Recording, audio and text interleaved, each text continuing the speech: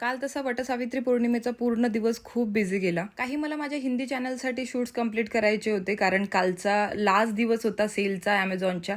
त्यामुळे मला ते शूट कंप्लीट करून कालच्या काल मला अपलोड पण करायचे होते, म्हणून पूर्ण दिवस मी शूटमध्येच बिझी होते. त्यानंतर शूट्स कंप्लीट केले, पूजेला आली, पूजा केली. आणि कशी वाटते ही साडी मला कॉमेंट सेक्शनमध्ये सांगा. आणि साडीचा व्हिडिओ सुद्धा मी चॅनलवर अपलोड केलेला आहे, माझ्या हिंदी चॅनलवर इंडियन मॉम कांचनवर. ज्यांना माहिती नाही त्यांना सांगते. खूपच अफोर्डेबल सगळ्या साड्या आहेत, अंडर 1000 रुपीज आहे. तुम्ही जाऊन चेकआउट करू शकता आणि तुम्हाला पाहिजे असेल तर तुम्ही खरेदी सुद्धा करू शकता. त्या व्हिडिओच्या डिस्क्रिप्शनमध्ये किंवा कॉमेंटमध्ये तुम्हाला लिंक्स मिळून जातील. आणि काल परवा तर मला एक नवीनच कळलं की तुम्हाला माझ्या दात दाखवून हसण्यावरही सुद्धा प्रॉब्लेम आहे.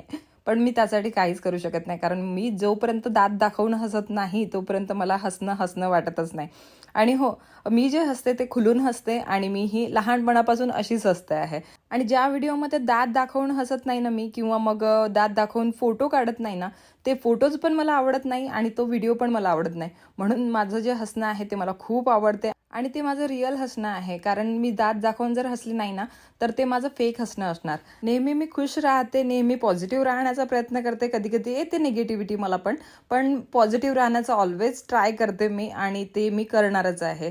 तर ज्यांना पण माझ्या हसण्यापासून प्रॉब्लेम आहे ते माझ्या दूर राहू शकतात. आणि ज्यांना माझं हसणं जेन्युइन वाटते ते माझ्यासोबत होते, आहेत आणि राहतील सुद्धा, ही पण मला गॅरंटी आहे. चला आता इथे गडगडेश्वर मंदिरात आलेली आहे. तुम्हाला जर माहिती नसेल तर अमरावतीचं गडगडेश्वर मंदिर हे फेमस आहे.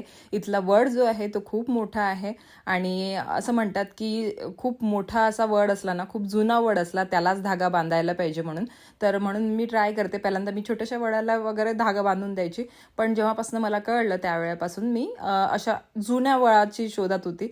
तर मला हे इथे मिळालं आणि मी दरवर्षी आता इथेच येते. तुम्ही इथलेच ब्लॉग बघता माझे वटसावित्री पौर्णिमेचे. नेहमी पूजा करून घरी आली, नवरोबाच्या पाया पडून त्यांचा आशीर्वाद घेतला आणि आता इथे या ब्लॉगला थांबते. बाय.